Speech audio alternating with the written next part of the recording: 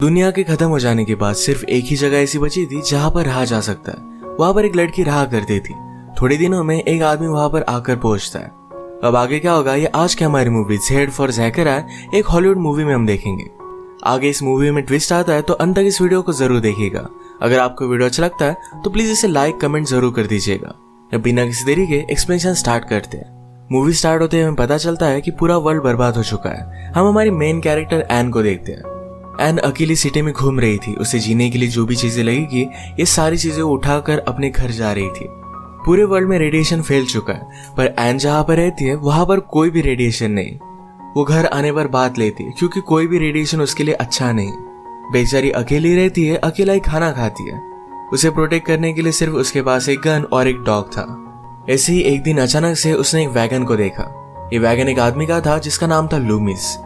उसे अब तक पता नहीं था कि इस वर्ल्ड में क्या और कोई भी जिंदा है भी या नहीं, क्योंकि जहां पर वो जाती थी वहां पर कोई भी नहीं होता था। उसने उस आदमी को ढूंढने की कोशिश की और वो दूर से शूट में आता है। यह हमारा और एक मेन कैरेक्टर है जिसका नाम है लूमिस। लूमिस ने जब ये जगह देखी तो उसे बहुत अच्छा लगता है। वो चीयर करने लग गया। आगे जाकर उसे एक झरना मिलता है जहां पर वो बात करने लगता है। एने देखकर उसके पास आ गई, कहती है कि प्लीज उस पानी से बाहर आ जाओ, उसमें रेडिएशन है, ये पानी ऊपर से आता है, इसमें नहाना सेफ नहीं है। लूमिस बहुत डर गया था, उसी पर गन लगाता है पर एन के समझाने के बाद उसने गन नीचे कर ली।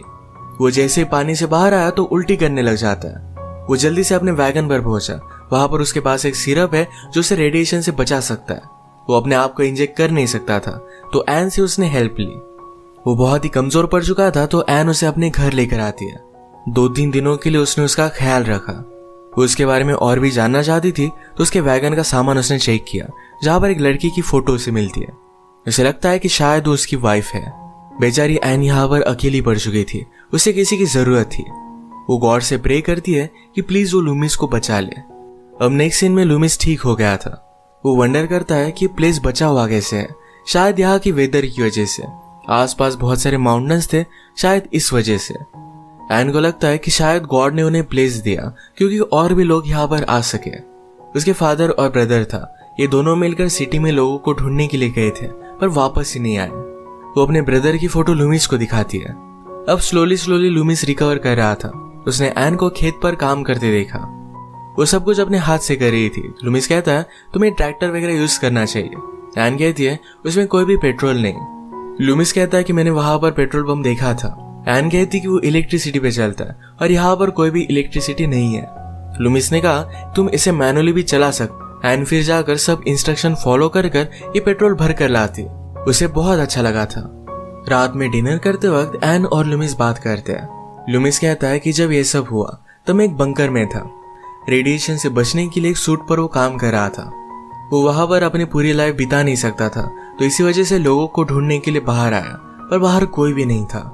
एन कहती कि तुम्हारी वाइफ कहाँ है, मैंने उसकी फोटो देखी थी। लूमिस कहता है कि वो मेरी वाइफ नहीं, एक जमाने में उसे वो प्यार करता था पर अब उसे बहुत टाइम हो चुका है। वो बिलीव करता है कि उस बंकर से वो निकला सिर्फ ऐसी कोई जगह ढूंढने के लिए। उसे पता था कि कहीं ना कहीं तो एग्जिस्ट करती है। अब अगले दिन ही फिशिंग करने के लिए गए। लूमिस को ये बहुत अच्छा लगता है। इस जगह के बारे में एन को उसके फादर ने बताया था। यहाँ जीने के लिए उसने जो भी किया था ये सारी चीजें उसने अपने फादर से सीखी थी। वो खेती कर रही है क्योंकि विंटर के लिए अपना फूड बचा सके। लास्ट विंटर में उसकी हालत बहुत खराब हो गई थी। वो कहती कि हम फिश भी स्टॉक कर रख सकते थे पर हमारे पास फ्रीजर नहीं है। जनरेटर था पर वो भी खराब हो चुका है। लूमिस कहता है कि मैं देखता हूँ। उसने चेक किया पर पूरी तरीके से बर्बाद हो चुका था पर जनरेटर से लूमिस को इलेक्ट्रिसिटी जनरेट करने का आइडिया आया। वो कहता है कि यहाँ पर पास ही झरना है, वहां से हम इलेक्ट्रिसिटी जनरेट कर सकते हैं। ये वो जाकर देख कर आया और इसके लिए बहुत ही ज्यादा एक्साइटेड था। इसे बनाने के लिए उसे वुड की जरूरत पड़ेगी तो सारी चीजें देखने लग गया। चर्च का वुड उसे पसंद आता है। वो चर्च का वुड निकाल कर सारी चीजें बना सकता है क्योंकि वो घर को तोड़ नहीं सकता। एन को ये बात गलत लगती है। वो कहती है हम गॉड का घर कैसे तोड़ सकते हैं, यहाँ पर हमें जगह मिली, शायद हमें गॉड की वजह से ही मिली हो। चर्च में एन के फादर पास्टर थे, उन्होंने ये सब बनाया हुआ था। फादर को याद करने के लिए सिर्फ यही एक चर्च है। लूमिस को लग रहा था कि उन्हें फिर से रिबिल्ड करना चाहिए, एक नई स्टार्ट करनी चाहिए पर एन की वजह से इस बात को टाल देता है। अगले दिन लूमिस आसपास की चीजें देख रहा था। वो एक ग्रोसरी स्टोर में गया जहां पर वो ड्रिंक कर लेता है। एन उसे उठाकर घर पर लेकर गई। उस पर गुस्सा हो गया कि मैं अपनी चीज खुद कर सकता हूँ, मुझे तुम्हारी जरूरत नहीं है। वो जबरदस्ती उसके करीब आने लग गया था तो एन यहाँ से चली गई। अगली सुबह उसने रियलाइज किया कि उसने क्या किया है, तो एन को सॉरी कहता है। एन जब चर्च में पियानो बजा रही थी तो उसे लगा कि लूमिस भी उसे पीछे से देख रहा है। वो मुड़ी तो वहां पर कोई भी नहीं था। लूमिस लकड़ियां तोड़ रहा था तो एन उसे कहती है, तुम्हें अंदर आना चाहिए था। वो क्या बोल रही थी इसके बारे में लूमिस को कुछ भी पता नहीं था। रात में वो बहुत ही अच्छा सा डिनर बनाती है, ये थोड़ी सी वाइन लेते हैं। एन ने लूमिस से कहा कि हम दोनों में सारी चीजें अच्छे से होनी चाहिए। वो उसके साथ झगड़ना नहीं चाहती। ये डिनर कर कर म्यूजिक लगाते हैं, अच्छा सा डांस करते हैं। एक दूसरे को उन्होंने किस कर लिया। इसके बाद ये ऊपर आए। एन को लूमिस के साथ इंटीमेट होना था, पर लूमिस उसे कहता है, अगर हमने ये सब किया तो हम दोनों में बहुत सारी चीजें बदल जाएगी, हमारी रिलेशनशिप कॉम्प्लिकेटेड हो सकती है। ऐसा नहीं कि मैं तुम्हें नहीं चाहता, पर हमें जरा टाइम लेना चाहिए। एक दूसरे को कंपनी देने के लिए ये दोनों आज रात एक ही बेड पर सोए। सुबह एन जब घूम रही थी तो उसका डॉग और एक आदमी को ढूंढ लेता है। ये हमारा और एक मेन कैरेक्टर है, उसका नाम है केलब। केलब ने एन को देखकर कहा कि मैं आपको तकलीफ नहीं देना चाहता, पर अगर मुझे कुछ पानी मिल जाए तो बहुत अच्छा होगा। एन फिर उसे घर लेकर आती है। लूमिस तो केलब को देखकर पहले सस्पिशियस था, पर बाद में उसे पता चलता है कि वो थ्रेट नहीं है। उसे पानी वगैरह देता है, आगे के प्लान्स पूछता है। केलब एक दूर की सिटी में जाने वाला था, उसे पता था कि वहां पर लोग जिंदा हैं। लूमिस उसे कहता है कि तुम्हारी बॉडी पर रेडिएशंस है, थोड़े दिनों के लिए तुम्हें यहाँ आराम करना चाहिए। घर के बाहर ही वो टेंट करके रह सकता है। जब लूमिस और एन घर में आए तो एन उसे कहती है कि तुम उसे बाहर ही सुलाने वाले हो। उसे घर में बुलाना चाहती थी। केलब को अंदर बुलाकर उसे अच्छी सी रूम दी, उसे खाना दिया। केलब कहता है कि बाहर हालात बहुत खराब है। लूमिस ने कहा कि जब मैं वहां पर था तो एक लड़का मेरे वैगन के पास आया था। मेरा फूड वो चोरी कर रहा था। उसके पूरी बॉडी पर रेडिएशंस थे। मैं जब उसके पास आया तो उसने मुझ पर चाकू लगाया, पर वो बहुत वीक था। मैंने अपनी गन निकाली तो उसने कहा कि प्लीज मुझे मार डालो। उसे बहुत ही ज्यादा पेन हो रहा था। मैं ऐसा कुछ भी कर नहीं पाया। उसे मरने के लिए वैसे ही छोड़कर आ गया। केलब कहता है कि जब यह सब हुआ तो मैं माइन में काम कर रहा था। हम 4 लोग थे। थोड़े दिन बीत गए और हम में से एक को वहां से बाहर निकलना था। हमने उसे रोकने की कोशिश की क्योंकि बाहर बहुत सारे रेडिएशंस थे। वो माना नहीं तो मेरे 2 फ्रेंड्स और उसमें फाइट हो गई। इस फाइट में उन सब लोगों ने एक दूसरे को मार डाला था। इनका लंच खत्म हो जाने के बाद केलब जो अपने रूम में था तो लूमिस एन से बात करता है। वो कहता है कि तुम उसे घर में क्यों आने दे रही हो। एन को नहीं लगता कि केलब उन्हें हर्ट कर सकता है। उसने लूमिस से पूछा, तुमने मुझे उस बच्चे के बारे में बताया क्यों नहीं था। वो कहता है कि शायद वो तुम्हारा ब्रदर था, मुझे नहीं लगा था कि तुम समझ पाओगी। एन कहती कि मुझे भी यहाँ पर तकलीफ हुई थी। जब मेरे फादर और ब्रदर वापस नहीं आए तो इस साल मैं खेती नहीं करने वाली थी। वो इस तरीके से अकेला नहीं जीना चाहती थी, पर जब तुम आए तो मुझे जीने का सहारा मिला। फिर से सारी चीजें करना मैंने स्टार्ट कर दिया। अगले दिन केलब और लूमिस शिकार के लिए निकलते हैं। इन्हें आइडिया आया कि शिकार कौन पहले करता है, इसकी उन्हें बेट लगानी चाहिए।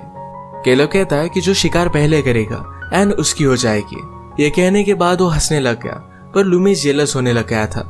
ये शिकार करते हैं और फिर आगे चलकर लूमिस किस तरीके से इलेक्ट्रिसिटी बनाने वाला है इसके बारे में केलब से कहता है। रात में डिनर करते हुए केलब ने एन से बात की।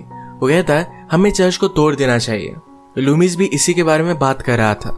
लूमिस एन से कहता है कि मैंने ऐसा कुछ भी नहीं कहा, मैं जरा वेट करूंगा और फिगर आउट कर लूंगा कि विदाउट चर्च को टच किए ये सब कुछ कैसे बनाना है। केलब कहता है कि हमें जल्द से जल्द रिबिल्ड करना चाहिए। तो अगले दिन ये सब काम करना स्टार्ट कर देते हैं। एक दिन केलब ने एन को वॉक के लिए पूछा। केलब कहता है चर्च के टूटने के बाद तुम अपसेट क्यों थी। हमारा चर्च टूटा है पर हमारी फेथ अब भी यहाँ है। हम सब यहाँ पर जिंदा है ये सिर्फ गॉड की वजह से। पर लूमिस हम पर बिलीव नहीं करता, वो गॉड पर बिलीव नहीं करता। एन की सिर्फ हम में थोड़े से डिफरेंसेस है, पर उससे कुछ भी फर्क नहीं पड़ता। केलब यहाँ पर एन को लूमिस के खिलाफ भड़काने की कोशिश कर रहा था। इन दोनों को वॉक से वापस आते हुए लूमिस देख लेता है। वो एन से कहता है कि अगर तुम्हें केलब अच्छा लगा तो मैं इस बात को एक्सेप्ट करने के लिए रेडी हूँ। मैं तुम्हें मेरे साथ रहने के लिए फोर्स नहीं कर सकता। एन कहती कि ऐसा कुछ भी नहीं है। वो बेचारी हर्ट हो गई कि लूमिस ने ऐसी बात की। अब ऐसे ही थोड़े दिन बीत जाते हैं। केलब और लूमिस कैसे इलेक्ट्रिसिटी जनरेट करनी है इस पर वो काम कर रहे थे। एक रात सबने मिलकर डिनर किया। डिनर के बाद ये सब डांस करते हैं। लूमिस ने आज रियलाइज किया कि एन से वो बहुत ही ज्यादा प्यार करता है। रात में सब मिलकर लेक के पास आए। स्विमिंग करते हुए लेक में एक बोतल डालकर उसे ढूंढने का वो गेम खेलते हैं। बाहर आने के बाद लूमिस ने एन से कहा तुमसे बहुत प्यार करता हूँ। एन को भी सुनकर अच्छा लगा। लूमिस आज बहुत ही ड्रंक था तो वैसे ही सो जाता है। एन भी ड्रंक थी और केलब और लूमिस के बीच में कंफ्यूज थी तो केलब के पास आ जाती है। वो आज रात उसके साथ इंटीमेट हो गई। सुबह ब्रेकफास्ट के वक्त एन के पास केलब आया। इन्हें देखकर लूमिस समझ जाता है कि कल रात इन्होंने एक साथ बिताए। काम करते वक्त लूमिस ने केलब से कहा कि अगर तुम नहीं आते तो हम इलेक्ट्रिसिटी जनरेट कर ही नहीं पाते। तुम जाने वाले थे, इसी वजह से एन को मैंने कहा था कि तुम्हें रोकने के लिए वो कुछ भी कर सकती है। कल रात जो भी हुआ ये मेरे ही कहने से हुआ था। केलब कहता है कि तुम जेलस हो, इसी वजह से ये सब बात कर रहे हो। इसके बाद ये इलेक्ट्रिसिटी का काम कर रहे थे। केलब स्लोली क्लिफ से नीचे जा रहा था। उसकी डोर लूमिस के हाथ में थी। लूमिस के मन में थॉट आया कि अगर उसने केलब को छोड़ दिया तो उसे यही पर मार सकता है। केलब को भी समझ में आ गया। उसे नहीं लगता था कि लूमिस ये कर सकता है तो उसे चिढ़ाने के लिए उस पर वो हंस देता है। इसके बाद ये सीन यही पर खत्म हो गया। वो जब घर पर आया तो एन उसे सॉरी कहती है। उसने कहा उस रात जो भी हुआ ये सिर्फ एक गलती थी। वो ड्रंक और कंफ्यूज थे। लूमिस कहता है कि अब कुछ भी फर्क नहीं पड़ता, केलब यहाँ से दूर चला जा चुका है। इसका मतलब है प्रीवियस सीन में उसने उसे मार डाला। अब इसके बाद थोड़े दिन बीत चुके थे। लूमिस ने सक्सेसफुली इलेक्ट्रिसिटी स्टार्ट कर दी है। एन को देखकर बहुत अच्छा लगा। वो हमेशा जब गॉड को याद करती है तो पियानो बजाती है, पर लूमिस कभी भी उसके पास नहीं आता। आज वो भी उसके पास आ गया। एन जो भी बिलीव करती है उसी पर लूमिस भी अब बिलीव करना चाहता था। दोनों ने एक दूसरे को एक्सेप्ट कर लिया है और इसी के साथ ही मूवी एंड हो जाती है। अगर आपको वीडियो अच्छा लगा तो प्लीज इसे लाइक और कमेंट जरूर कर दीजिएगा। मैं बहुत सारी मूवीज लेकर आता रहता हूँ, तो प्लीज इस चैनल को सब्सक्राइब कर दीजिए और बेल नोटिफिकेशन आइकॉन दबाना मत भूलिएगा। हम फिर से मिलेंगे और एक न्यू मूवी के साथ। तब तक के लिए थैंक यू और आप अपने आप का ख्याल रखिए।